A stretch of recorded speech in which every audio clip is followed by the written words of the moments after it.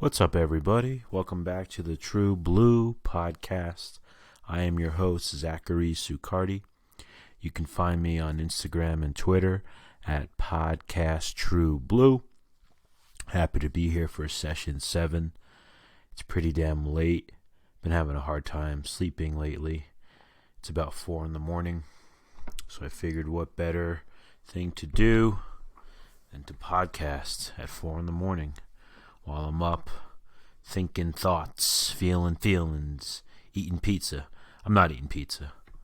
I just love pizza so much that it's always worth a mention. So, I'm happy to be here. Just chilling here with my dog Lou. Just watched some old school Howard Stern. Big fan of Howard Stern. Growing up in New Jersey, I used to listen to him on the radio going to school, going to work, and then I actually got Sirius satellite radio in 2006 when he moved over there. So it was cool. My good friend Tom, shout out to Tom. He got almost all the old episodes, literally tons of them from the 90s and early 2000s, all the real good shit. So I was just watching that, and I figured I would do this podcast. Why not, right? It's late. I'm just chilling here. I'm up. So, little just update from last time. Some good news in the music scene. Deftones are touring. They're probably one of my favorite. Well, sorry, shouldn't say probably. See, when you're up late, you know what I'm saying? Some words slip in, know what I'm saying? They're one of my favorite bands. Probably top 10 for me. Very excited that they're going to be touring. They're going to be playing Albuquerque on August, I think 15th or some shit. So that'll be great. Really excited for that. In fact, my homie John, and I know this motherfucker's listening, he may actually come out and come check that show out. If not, I'm going to, or I shouldn't say if not, but in addition, I'm going to also roll with my friend Aaron. Good friend of mine, Aaron. We saw 88 Fingers Louie this past weekend. They were a punk band from Chicago from the mid to late 90s. Really cool stuff. It was a lot of fun at the show. It was a lot of fun. We got to catch up. I haven't seen him in a while, so it was really cool. Really, really good friend of mine. He actually he works for the city, and he's always finding these cool graffiti, these I guess graffiti artists. I don't know how you would refer to graffiti other than saying graffiti, and it's really cool, really beautiful stuff. So I've been trying to encourage him to do a zine of some sort, or just sort of get those photos out there, put it together. So that'll be kind of cool. I'll keep you posted on that if and when he does pursue that. But yeah, Deftones, that'll be fucking awesome. I've seen them a whole bunch over the years. In fact, I remember seeing them before I was a fan of them. And then I became a fan of them probably around 2000. I remember I used to go to CD World, this CD store in New Jersey, and they used to have this policy, and to keep in mind, this is in the 90s. Well, this is early 2000s, literally the year 2000. And at this store, you could bring a CD up front, and they'd open it up and let you listen to it. You could bring however many, 5 at a time or something. And I remember going to CD World on Saturdays after work and just jamming it. And it took me a while. I was really into punk rock and stuff and hardcore, and I'd say around the year 2000, I sort of ventured out into other genres of heavy music more, because getting into punk and hardcore, I was so into that for such a long time. So this was kind of one of those, I wouldn't say first bands, but definitely one of the, well, maybe so, one of the first, it's late, so we'll just go with it. One of the first bands that I really got into that wasn't punk and hardcore, at least at the time. Since then, I've definitely grown my my musical taste. So, but yeah, I would listen to their album White Pony a whole shitload. Really dug it. Really dug the drumming, and at the time, in a lot of hardcore music, there was a lot of singing, and not your regular screaming or forgive me, or yelling. There was a lot of singing, and only a few bands did it well. Poison the Well is one of them. Band Code 7 is another one. Anyway, Deftones, I thought, he had such a great voice. Excuse me, I'm clearing my throat a lot. I smoked a little bit, and I don't think I drank enough water, but I'll be alright. Anyway, yeah, so I listened to this album a whole shitload at CD World, and then I just became such a fan of them. And they actually, I'll get into this on another podcast another time, because it definitely deserves its own time. But they're the band that got me into the Smiths. If you know me, you know that I love the Smiths and Morrissey, and they got me into the Smiths when Napster was happening in the year 2000. And they covered a song by the Smiths called "Please, Please, Please Let Me Get What I Want." And I was turned on to it because of the long song title, and the song was 1 minute and 51 seconds. And going back to the punk rock thing, most punk songs are very short, under 2 minutes, so I thought, oh, this is kind of interesting. And the song was real cool. And then I listened, thanks to Napster, I listened to the Smiths version and loved it. But I will get into that at another time. So another thing that happened here this week is I had a video camera that I bought in, again, the year 2000. I guess there's a theme with this. I'm going back to the year 2000. Anyway, I got this video camera, and I used it when I would come out here to New Mexico. Actually, so the first time I came out here was in 2002, and I brought my camcorder, and it was great. I was able to capture some of my trip, and my good friend John, God rest his soul. I have him on there, and he's just such a great guy. He took me shooting. He lived in a town called Madrid, New Mexico. It's like a hippie town, and he had his own land and shit. And he took me shooting, and just a fun guy, just a fun-loving guy, such a loving soul.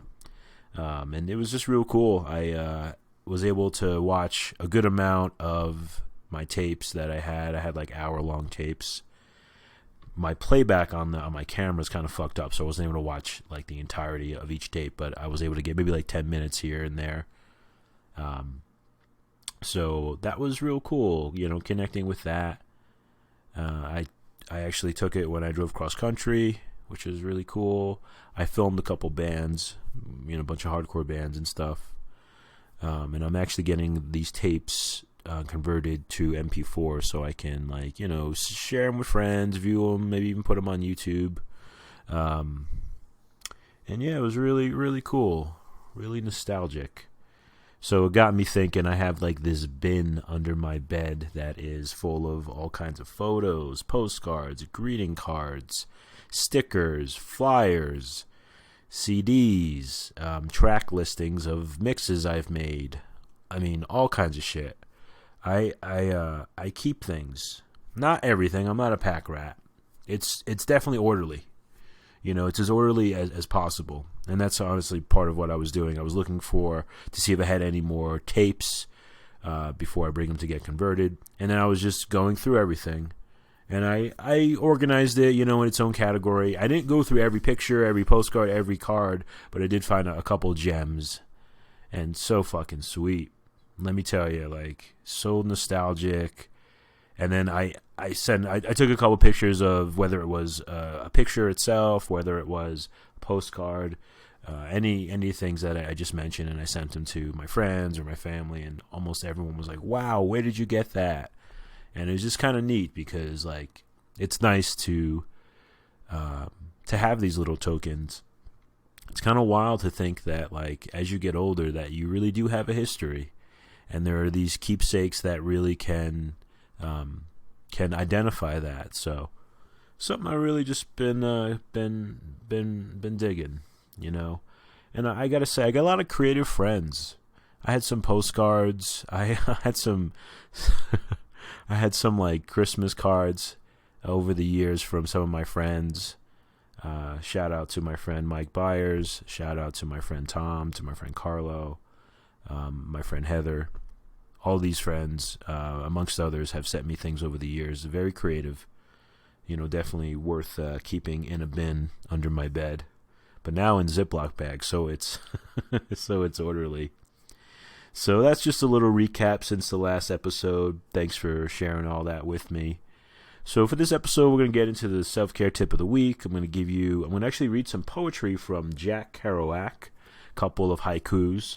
I didn't list them on my notes. I just listed the page, so you get to hear me flip through the pages. Keeping it real here, keeping it OG. And then I'll give you my song of the week, and then we'll wrap it up. You know what I'm saying? So my self-care tip of the week, I actually wanted to talk about the benefits, excuse me, of sleeping naked. Very controversial topic here, sleeping naked. I kind of dig all these little things that you can do that really help promote a healthy lifestyle that are sort of easy. I mean, sleeping naked, pretty damn easy. Doesn't cost anything. You set the right temperature, you get the right comforter, blankets, whatever. And you can achieve this. And I just thought it would be a cool thing to kind of go over. And I kind of realized some of the irony or, behind how I really am having a hard time sleeping lately. And it's not because of this. I'm sleeping naked and it's great. But I wanted to just share some of these tips. I've talked about sleep before on this podcast. It's very important. It really is. I mean, gosh. Just reading some of these tips, I was like, damn, this is really a chunk of shit that really makes sense. Want to shout out my homie Elvin, good friend of mine from back in the day. We used to work together in Jersey at a credit union. His feedback was that I curse a lot, which I thought was cool because it tells me that he's listening. So yeah, I just wanted to kind of popped into my brain. All right, so my first tip on the benefits of sleeping naked, or I should say these are more benefits, not so much a tip. The tip is to sleep naked. But it helps you fall asleep faster, and ultimately what it's doing is it cools down your body. So when you're sleeping naked, that your body temperature goes down, helps you fall asleep faster. So it's kind of a neat thing. So if you have trouble sleeping, this is definitely one of the benefits of sleeping naked is it keeps you, since your body's cool, it allows your body temperature to go down and actually helps you fall asleep faster. So the second benefit here is it helps with your REM sleep, and your REM sleep is the sleep that you get when you're dreaming, and that's when you're in your deepest sleep, and that's like the sweetness sleep. And honestly, if it's too cold or too hot, you can kind of impact how much REM sleep that you're getting. What you heard again was my speaker turning off. God bless Bluetooth speakers. Let me just do a quick little side on these. Bluetooth speakers are fucking awesome. I have two of them. One's hooked up to my record player, and one's to my phone, and it's just so dope. Anyway, so back to this. So REM sleep, as I said, it'll help keep you in that dream stage of sleep, and it helps with refreshing your brain and your body. And sleeping naked beneath the covers is one way to achieve some healthy REM sleep. That's the sweetness sleep. That's like the good shit. It's like the top shelf. It's like the filet mignon. And then the third benefit is it actually helps your skin. Know what I mean? Helps your skin. Allows your body to breathe. Your privates, your armpits, your feet, all that shit that usually is restricted all day and covered up by multiple layers. Even in the summertime, it gives those areas a chance to actually air out and breathe, which this can lower the risk of skin diseases, kind of like athlete's foot, or any kind of like rashes and shit. So definitely another benefit, helping air out your skin. And then this benefit is strictly for women. I have the one for men, but ladies first. So it's a great way to increase your vaginal health, ladies, and avoid yeast infections. So any kind of tight-fitting or like sweaty underwear, that can increase risk of any kind of yeast infection, since they apparently like to grow in warm, moist places. And then, honestly, regardless of what you're wearing that day, sleeping naked is honestly, it's an easy way to air out your vagina, ladies. Okay, You want to air out your vagina, sleep naked. Maybe get a fan going or something, prop it up just right. So keeping your vagina nice and aired, nice and healthy. God bless healthy vaginas. All right, and then so for the men, sleeping naked's a good way to keep your balls, your testicles cool, and it's optimal temperature for your sperm health. So, you can't argue that. You got one with a healthy aired out vagina, and then the homie's got his healthy sperm. So, hell yeah. And then this last benefit is for folks who actually have someone they sleep with. Sleep next to, whether it's a lover, a fucking, husband, wife, anything, whatever the fuck, another human being. So the skin-on-skin contact there is actually something that will stimulate this hormone called oxytocin. I don't know if I pronounced that right. And that hormone plays an important role in building like attachment between people. It's a hormone that's it promotes the feelings of love, bonding, and well-being. It's actually even tested as an anti-anxiety drug. It has been known to be a warm and fuzzy hormone that promotes feelings of love, social bonding, and again, well-being. Warm and fuzzy sounds kind of cheesy, for the description of this, but I think you kind of get the idea. Kind of neat, just the that there's actually a hormone here. And again, sleeping with someone naked, touching that person is also great for your health. Not even just for your relationship, but it's good for your health. It helps you guys reap all the benefits of sleeping comfortably. So a lot of benefits. Just to got a text message. All right, this text message is from my old boss Audra. And she sent me. It looks like it's a song. She's really into Christian music. I'm not a big fan of Christian music, but I respect all music, and I'm always down to listen to anything. Even though I love God, I just have a different vibe with the Christian music. Anywho, so the song is, I guess, it's called "God Only Knows," and one of my favorite Christian songs. That's what she just texted me. Cool. That's so cool. So I know there's a Beach Boys song called God Only Knows, which is a great fucking song. One of the best songs out there. God Only Knows What I'd Be Without You. Great fucking song. So I will check this song out after I'm done recording. And shout out to Audra. She's a beautiful soul. So those are my tips. Everybody sleep naked, keep your vagina healthy, keep your sperm healthy, get your REM sleep going, get that skin going, and fall asleep faster. Sleep naked, be comfortable. Oh, also, a little tip here.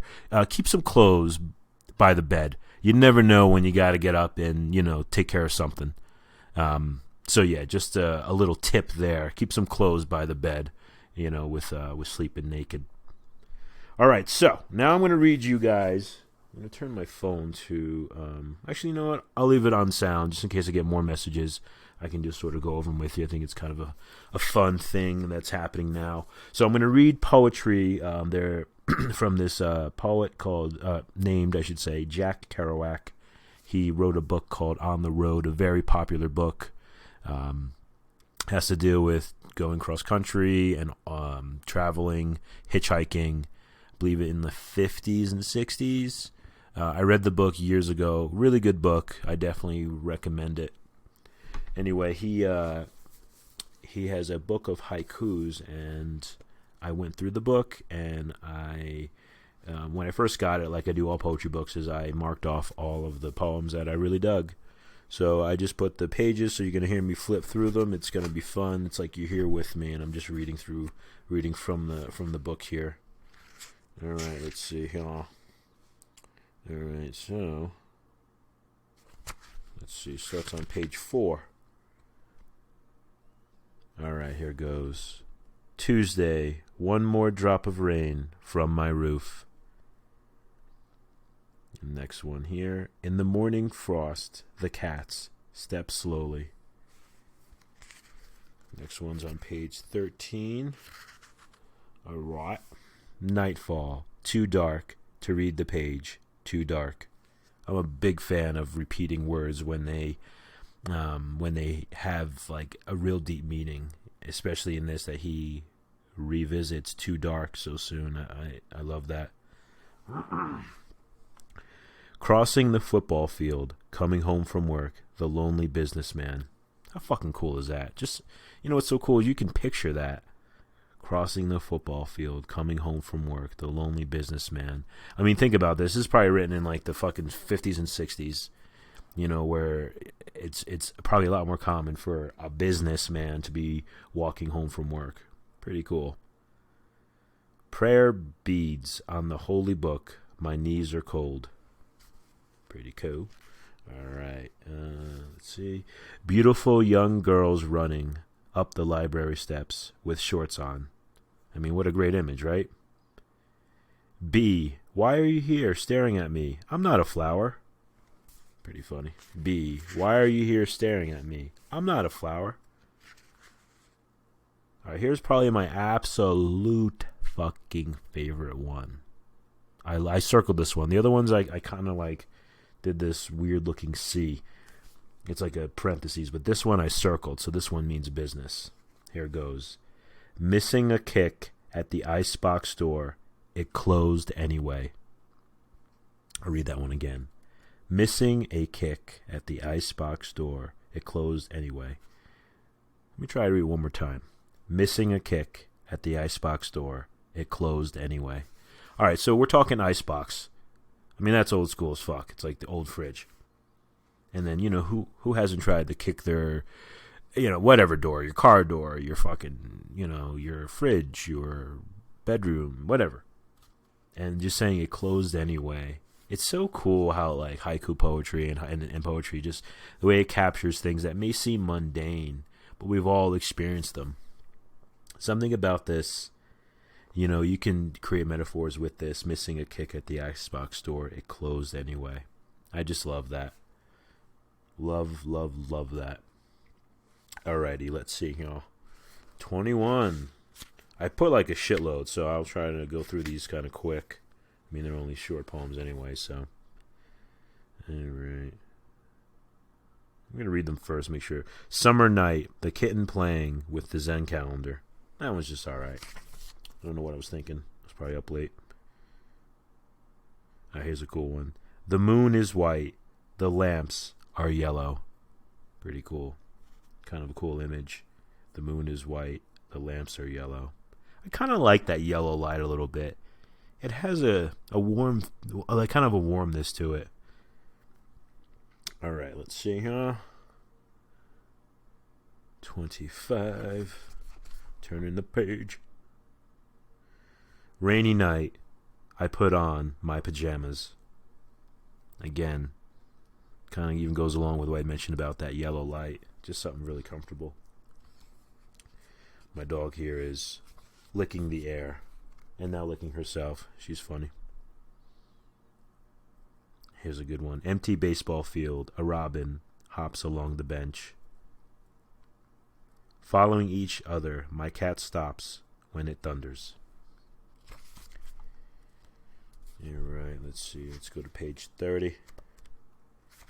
Page 30. Oh, alright, I'm way. These are like weird pages. They're like cut all individually. So they're like, you have to really pick through them to get the page. It doesn't flip through like a magazine. But it's cool. It's different. Good to be different. Alright, here it is. Beautiful summer night. Gorgeous as the robes of Jesus. Ah, fucking dope. Beautiful summer night, gorgeous as the robes of Jesus. A mother and son just took a shortcut through my yard. You get the impression that he lived somewhere where people were walking a lot, and this kind of goes back to the one with the businessman cutting through the football field. A mother and son just took a shortcut through my yard. Dig it. All right, I'll read just a couple more. Thanks for rolling with your boy here. Again, you can find me on Twitter and Instagram at Podcast True Blue. Little plug there. All right, let's see here. 90. We're going to 90. Let's see. Come on, 90. Show me 90. I hear that page turning? You're right here with me, everybody. You're just sitting right here. We're chilling. You, me, and my dog. Okay, this is pretty appropriate. It's Wednesday today. Wednesday, blah, blah, blah. My mind hurts. Kicked the cupboard door. Excuse me, let me start over. Kicked the cupboard and hurt my toe. Rage. Kind of funny. Late afternoon. It's not the void that changed. Interesting. All right, so I'll do 3 more. Let's do 3 more. So 103. I recommend if you read poetry to highlight and circle things. Really helps. Okay. Who cares? I'll do what I want. Roll another joint. Hell yeah, that's good. Who cares? I'll do what I want. Roll another joint. Sunday. The sky is blue. The flowers are red. Again, you're just taken into there, nothing too deep, but just like creating an image. All right, so I have 1 more I'll read. I'm probably reading more than 3, like I said. It's probably 4, but it's all good. It's all good in the hood. All right, let's see here. 4. All right, so there's a couple on here. I'll read all of them. Desk cluttered with mail. My mind is quiet. That's cool. Drinking wine. The Queen of Greece on a postcard. Excuse me. All right, let me start over. Drinking wine. The Queen of Greece on a postage stamp. Playing basketball. The lady next door watching again. New neighbors. Light in the old house. Yeah, really cool stuff. I'm really happy to read this to you guys. And again, it's Book of Haikus by Jack Kerouac. Really, really good stuff here. All right, everyone. So on to the final segment here. We're going to talk the song of the week. I chose a song by a band called Mineral. Again, they're called Mineral. The song is called Walking to Winter. We're still in winter, so this is pretty appropriate. And the album is End Serenading. Again, this is Walking to Winter by Mineral off the album End Serenading. Great song, everybody. Great song. Mineral is an emo band, and traditional emo, not like this, mid-2000s bullshit. Excuse me. Pardon me. So they're an emo band from the 90s, kind of like indie rock kind of sound, just to kind of let you know what I mean by emo. On this song it's a great opening with a kick drum and bass line. You'll hear it right away when you listen to it. And then it goes into lots of busy drumming for an emo band. So we're not talking like jazz drumming or homie from Tool. It's just busy drumming for an emo band is the best way I can put it. Really good though, like a lot of good fills and shit. And then great harmonies. The vocalist in this band is great. One of my favorites. Talk about nostalgia. That's pretty much why I chose this. There's a lot of nostalgia. I mean, even just listening to this, even if you listen to it for the first time, you don't have to have any history with this band to kind of have that tie with it. And again, great harmonies. And then towards the end is like a powerful, you could tell he's riding a lot on the crash cymbal. And it has this really, really great build-up. And, it, as always, very personal lyrics. One thing about emo music is very personal lyrics, so beautifully written. So I'm going to read you guys the last verse. So that when I'm driving home at night, tired, frustrated, and pinned down by spite, I'm reminded that your love, unlike these things, will never change or fade away or pass away. Let me read that again. So that when I'm driving home at night, tired, frustrated, and pinned down by spite, I'm reminded that your love, unlike these things, will never change or fade or pass away. Check out this song, everybody. Such a great band. They put out 2 songs last year to commemorate their 25th year. They haven't been active throughout. They broke up for a while, and those 2 songs are great. So this band is still very much a talented band. So check it out. It's Walking to Winter by Mineral.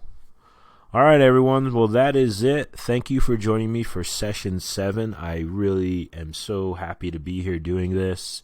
This podcast means a lot to me. I'm glad I'm just pushing along doing it, and that you guys are checking it out. Really means a lot. You guys have a good week sleeping naked, listening to Mineral, and looking up Deftones toward 8s. All right, y'all. Peace.